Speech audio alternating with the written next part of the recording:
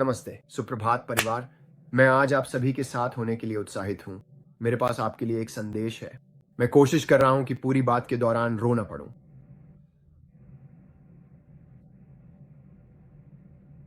और प्रभु ने मुझे कल रात एक अद्भुत और स्पष्ट दर्शन दिए।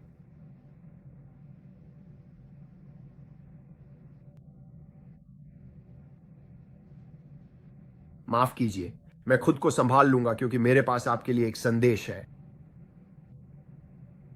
मेरी मदद करो पवित्र आत्मा। ठीक है, ठीक है, खुद को संभालो यहां। आह मुझे एक दर्शन हुआ, एक खुली आंखों वाला दृश्य जो लगभग 1 घंटे तक चला। प्रभु ने मुझे बहुत कुछ दिखाया जो आगे होने वाला है। ईश्वर ने सबकी बहुत मदद की है। उन्होंने मुझसे स्पष्ट रूप से कहा कि मुझे 2 वीडियो बनाने चाहिए। उन्होंने कहा, मैं चाहता हूं कि तुम इसे अलग अलग करो और सब कुछ एक साथ मत करो। तो मैं आपको इसका पहला और दूसरा भाग दूंगा, लेकिन मैं आपको इसका आखिरी हिस्सा पहले दूंगा क्योंकि वह पवित्र था। जिस तरह से जब भी वह प्रकट हुए, यीशु प्रकट हुए। इसका पहला महत्वपूर्ण हिस्सा अर्थव्यवस्था के बारे में था और आगे क्या आने वाला है, विशेष रूप से आपके लिए वित्तीय रूप से क्या आने वाला है उसके बारे में। और फिर इसका आखिरी और सबसे मार्मिक हिस्सा था उनका दिल खोए हुए लोगों के लिए उनकी गहरी पुकार। तो मैं वहीं से शुरू करने जा रहा हूं।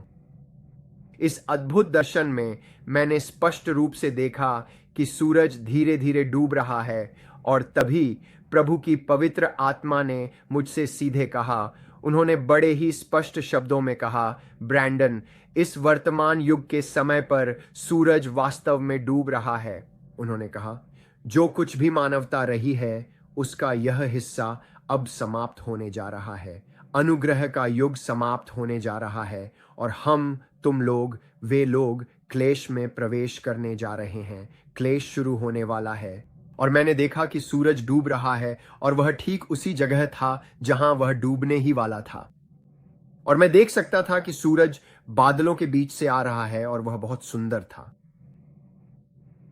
लेकिन समय नहीं था, सब कुछ समय रहित था, जैसा कि महसूस हो रहा था। जैसे कोई समय नहीं था, जैसे आप जानते हैं जब आपको लगता है कि आपकी जिंदगी आगे बढ़ रही है, लेकिन यह बस था।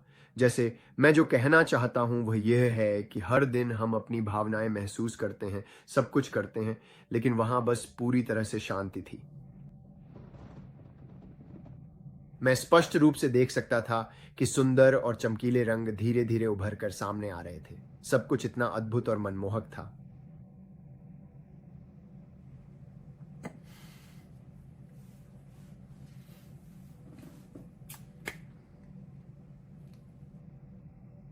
मैं देख सकता था कि सुंदर रंग उभर कर आ रहे थे और सब कुछ बहुत ही सुंदर था। और फिर अचानक यीशु वहां ठीक सामने खड़े थे, बिल्कुल वहीं। और उन्होंने एक सुंदर वस्त्र पहना हुआ था। मैंने उन्हें इससे पहले कभी भी अपनी किसी भी मुलाकात में यह वस्त्र पहने नहीं देखा था।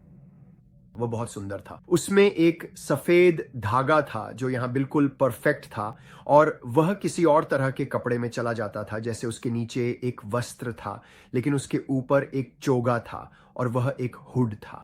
और उसके ऊपर ऊपर की तरफ एक बहुत ही खूबसूरत और चमकदार सफेद रंग था और उसमें तरह तरह की बारीक और जटिल कढ़ाई की गई थी। ऐसे रंग जैसे मैंने अपने पूरे जीवन में पहले कभी नहीं देखे थे। जैसे टेपेस्ट्री होती है, आप जानते हैं, वह टेपेस्ट्री जैसा ही लग रहा था। और उसके दाएं हाथ में एक बहुत बड़ा लकड़ी का डंडा था और वह जमीन से लेकर आसमान तक, जैसे उसके सिर के ऊपर तक जा रहा था। आसमान तक नहीं, लेकिन उसके सिर के ऊपर तक। और वह डंडा बहुत मोटा था, सच में बहुत मोटा दिख रहा था। और उसके चेहरे पर एक गहरी असीम करुणा का भाव स्पष्ट रूप से झलक रहा था, जो उसकी आत्मा की पवित्रता और दूसरों के प्रति उसके अपार प्रेम को दर्शाता था।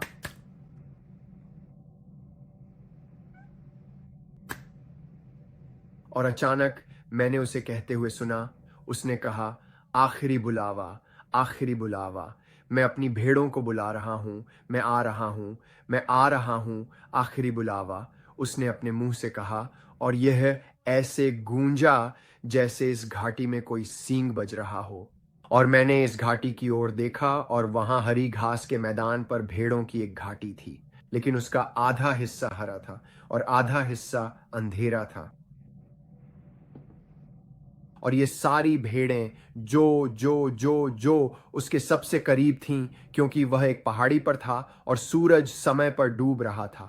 सूरज डूब रहा था, और यह अपने अंत की ओर बढ़ रहा था। जो कुछ भी हमने जाना है, जो कुछ भी हमें मानवता के रूप में आदम और हव्वा के समय से लेकर अब तक मिला है, उसने कहा सूरज समय पर डूब रहा है। और उसने कहा ब्रैंडन, उसने कहा आखिरी बार बुलावा। उसने जोर से पुकारा, और अचानक उस घाटी में सूरज भेड़ों पर चमकने लगा। वहां भारी भेड़ें थीं जिनका ऊन बहुत बड़ा था, वहां दुबली भेड़ें भी थीं जो ऐसे लग रही थीं जैसे उनकी ऊन कतर दी गई हो, और उनके पास बिल्कुल भी ऊन नहीं थी, वे बस गंजे जैसी दिख रही थीं। और वे इस घास पर चल रही थीं, और अचानक उन्होंने उसकी ओर देखा, भेड़ों ने, और वे मिमियाने लगीं, मेमना मेमना। और वे पिता की ओर दौड़ने लगीं, और वह उनका इंतजार कर रहे थे। भारी भेड़ दौड़ रही थी, लेकिन ये दिलचस्प था क्योंकि मैं उनके पैर देख सकता था, और वे लगभग एक तेज चाल में थीं, जैसे जितनी तेज दौड़ सकते हो, जैसे तुम दौड़ते हुए पिता तक पहुंचने की कोशिश कर रहे हो। कुछ भेड़ें लंगड़ाते हुए चल रही थीं। वे लंगड़ाते हुए चल रही थीं क्योंकि वे दूसरों से भारी थीं। कुछ भेड़ें तो मुश्किल से ही चल रही थीं, वे मुश्किल से ही वहां पहुंचने की कोशिश कर रही थीं। ऐसा लग रहा था जैसे उन्हें बहुत कठिनाई हो रही हो, लेकिन वे अपने रास्ते पर थीं। और मैं पीछे बैठे हुए लोगों को स्पष्ट रूप से देख सकता था। उनका चेहरा ऐसा था जैसे वे कुछ कहने वाले हों, वह जैसे तरस रहा था।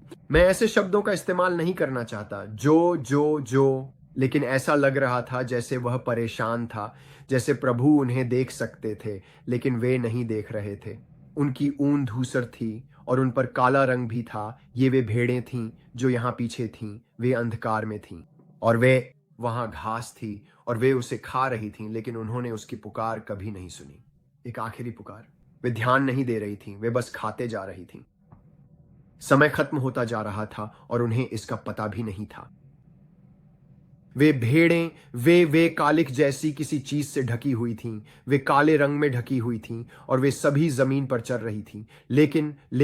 लेकिन और मैं बस देखता रहा, मैं बस उसका चेहरा देखता रहा, और वह लगातार देखता रहा। और वह देख रहा था कि क्या वे उसकी पुकार सुनेंगे, क्योंकि हमारा समय समाप्त हो रहा है। हमारा समय समाप्त हो रहा है। जैसा कि हम मानवता को जानते हैं, उसका अंत निकट है। मानवता जैसी जैसी जैसी जैसी पिछले 6,000 वर्षों से रही है, उससे पहले कि हम सहस्राब्दी राज्य में जाएं, हम उसमें प्रवेश करने वाले हैं। हम क्लेशकॉल में प्रवेश करने वाले हैं। और यही वह सबको बताने की कोशिश कर रहा था कि यह आखिरी पुकार है, आखिरी फसल है, आखिरी प्रयास है। और मैंने आप सभी से पहले भी कहा था कि चर्च में एक बार फिर घंटियां बजेंगी ताकि उसके आगमन का अलार्म बज सके। अब वह मुझे यह दे रहा है। वह खुद मेरे पास आया और उसने मुझसे कहा कि मैं आपसे कहूं कि यह आखिरी पुकार है। अगर आप किनारे पर जी रहे हैं और आप यीशु के लिए नहीं जी रहे हैं, तो वह नाव, क्या आपकी नाव तैयार है? क्या आप प्रभु के आगमन के लिए तैयार हैं? क्या आपका दिल आपके राजा के आगमन के लिए तैयार है? अगर आप तैयार नहीं हैं और दोराहे पर खड़े हैं, तो बेहतर है कि आप अपना दिल सही कर लें, क्योंकि आप नाव चूकने वाले हैं। सब कुछ सूरज डूब रहा है। सूरज डूब रहा है और लोग सो रहे हैं। उनमें से कुछ जाग रहे थे और वे अपने अपने प्रभु की तलाश कर रहे थे। वे भेड़ें सतर्क थीं और उन्होंने उसकी आवाज सुनी, क्योंकि बाइबल कहती है, मेरी भेड़ें मेरी आवाज पहचानेंगी और किसी अजनबी की आवाज का अनुसरण नहीं करेंगी। एक आखिरी बुलावा। और मैंने देखा कि सूरज डूब रहा था और वह नीचे चला गया। और अचानक जब मैं वहां पिता के साथ था, यह उस दर्शन का अंत था। मैंने ऐसा पहले कभी नहीं देखा था।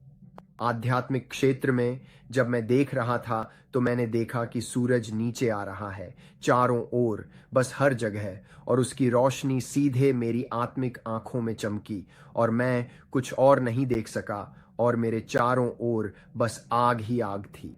और फिर सूरज डूब गया और चला गया। दर्शन तुरंत ही रुक गया और प्रभु ने मुझसे कहना शुरू किया। उन्होंने कहा, मैं चाहता हूं कि तुम मेरे लोगों से कहो, ब्रैंडन, एक और बुलावा है, एक और बुलावा है और मैं आ रहा हूं। मैं उन्हें एक और मौका दे रहा हूं। मैं कोशिश कर रहा हूं कि आत्माओं की एक बड़ी फसल मिल सके। वो लोगों को चेतावनी दे रहे थे कि वो आ रहे हैं और इज़राइल के लिए प्रार्थना कर रहे थे, उन बातों के लिए प्रार्थना कर रहे थे जो वो मुझे दिखा रहे हैं कि आने वाली हैं, और एक बड़ी हिलावट। मुझे पता है कि अंग्रेजी शब्दकोश में शेकनिंग शब्द नहीं है, शेकनिंग, लेकिन एक बड़ी हिलावट आ रही है, जितना कोई सोच भी नहीं सकता, उससे कहीं ज्यादा। लोग उस चीज के लिए तैयार नहीं हैं जो होने वाली है। और प्रभु ने कहा, ब्रैंडन, समय आ गया है, तुम्हें अपनी नाव को और भी ज्यादा तैयार करना होगा। अपने आप को मुझ में समर्पित करो। उन्होंने कहा, जिस समय लोगों के लिए उन्होंने मुझे यूट्यूब पर लोग दिखाए, उन्होंने मुझे वे लोग दिखाए जिन्हें मैं जानता हूं। उन्होंने कहा, ब्रैंडन, वे एक दिन में कंगाल हो जाएंगे, वे सब कुछ खो देंगे क्योंकि उनका दिल मेरे साथ नहीं है। उन्हें लगता है कि वे हैं, उन्होंने कहा, लेकिन ये लोग। और उन्होंने मुझे वे सभी दिखाए और मुझसे कहा, ब्रैंडन, इन सभी में से हर एक को विनम्र किया जाएगा।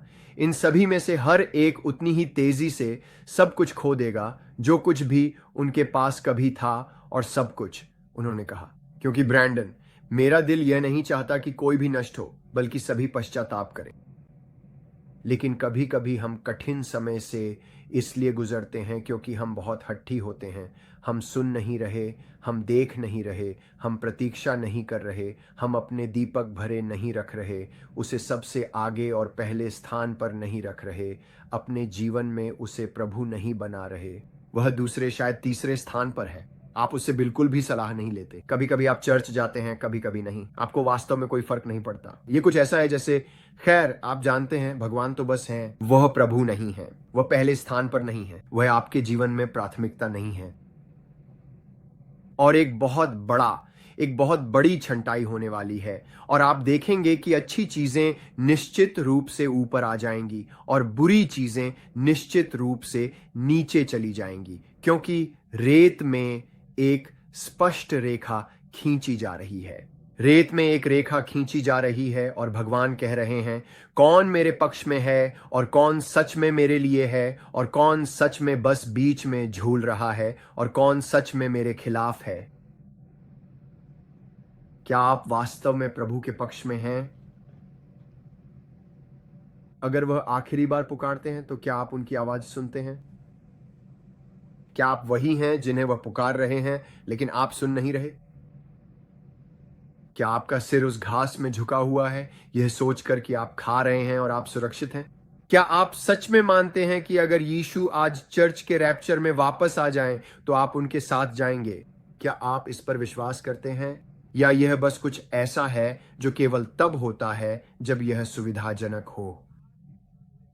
क्या भगवान के साथ आपका रिश्ता सुविधाजनक है? मुझे आपसे ये बातें पूछनी ही होंगी। ये आखिरी पुकार है। वह आपको बताने की कोशिश कर रहे हैं कि वह आपसे प्यार करते हैं। क्या आप आज उन्हें सुन रहे हैं? उन्हें दूर मत कीजिए।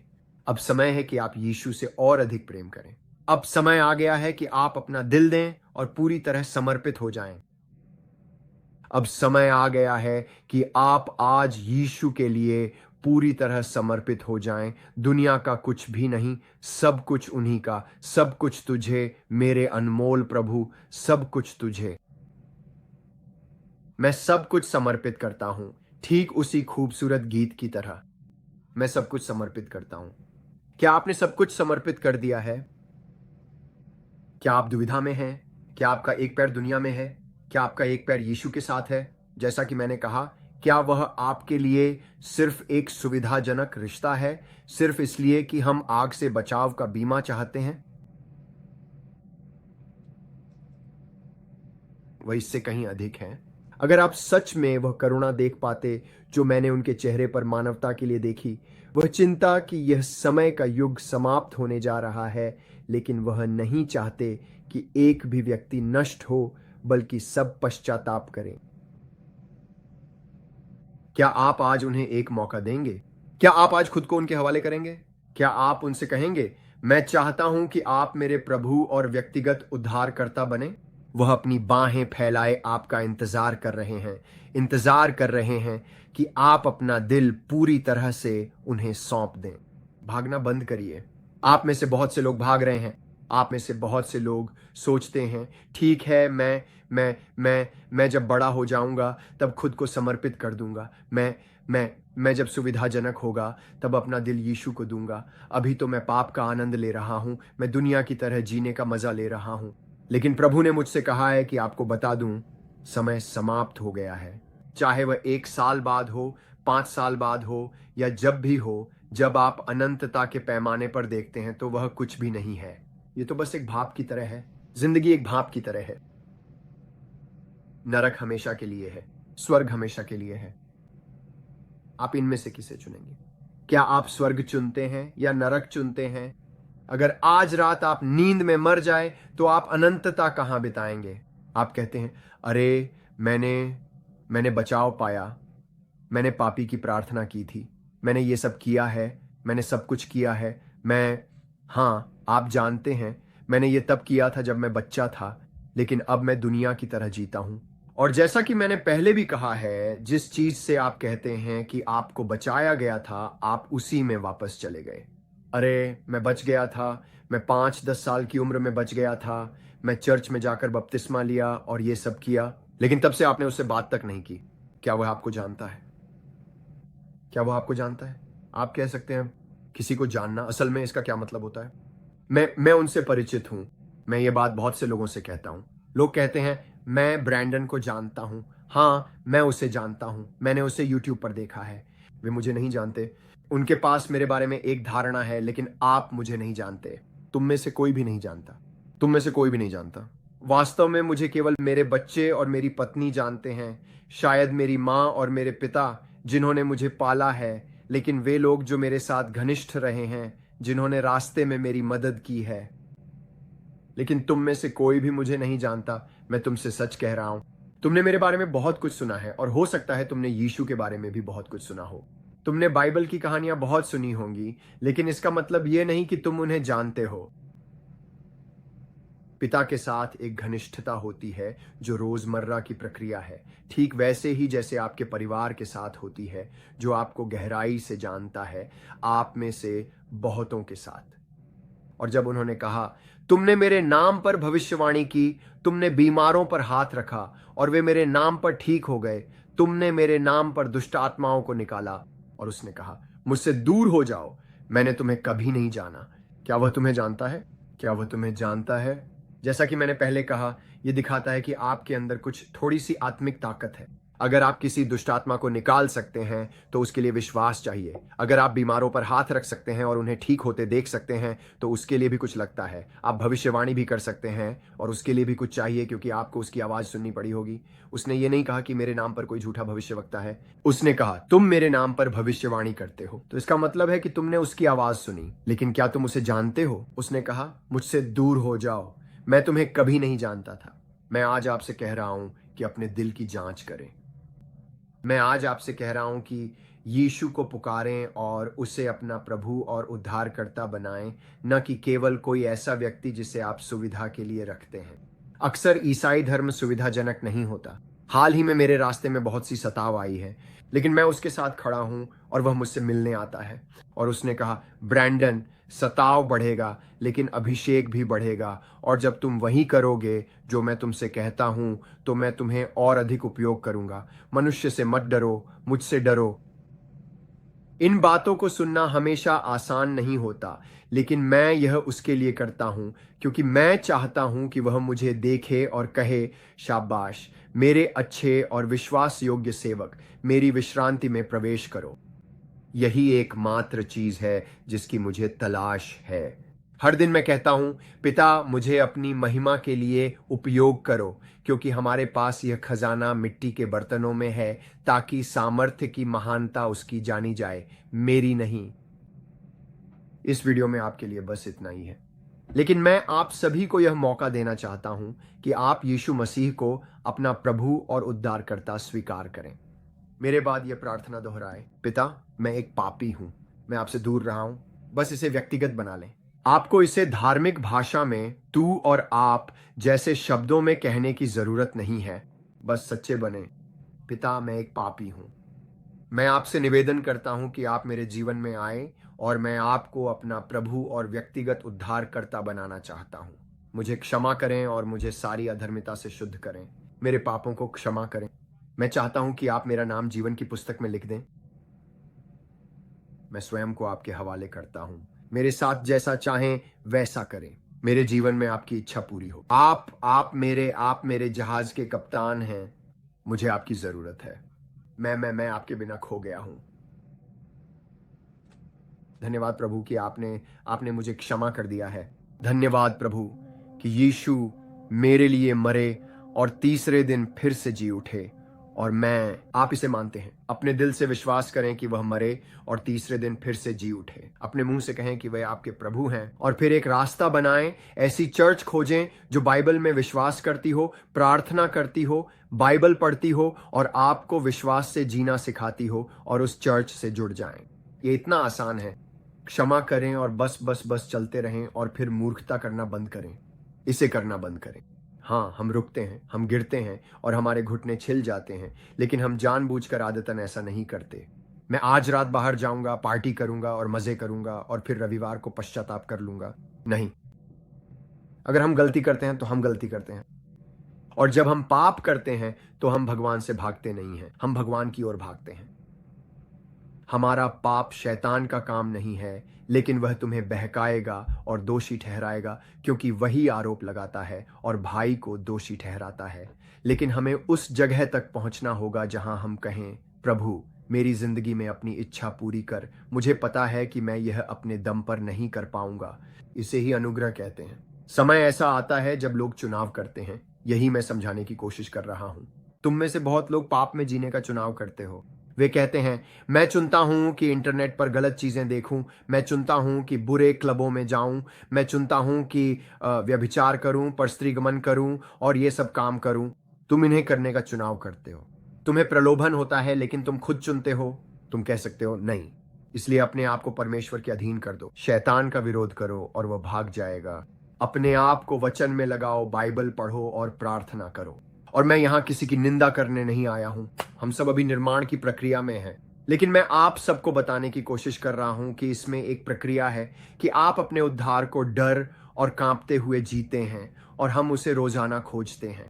हम उसे रोजाना खोजते हैं, और वह तुम्हें शुद्ध करेगा और तुम्हें पूरी तरह चमका देगा। और इसमें समय लगता है, ये एक प्रक्रिया है, ठीक है? इसका यही हिस्सा है। आप में से कुछ लोगों को बुरी लतें हैं, आप में से कुछ लोग बंधनों में जकड़े हुए हैं।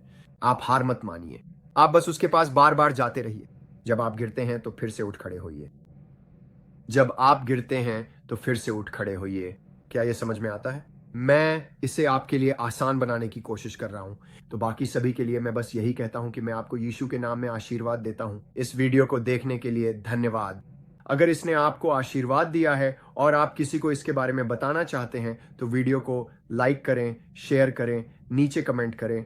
ये एल्गोरिदम में आने में मदद करता है।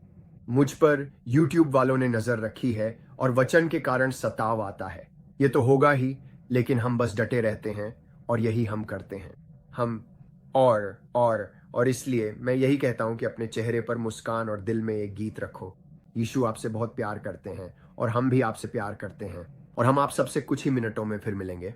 मैं यहाँ एक और वीडियो बनाने जा रहा हूँ। अलविदा।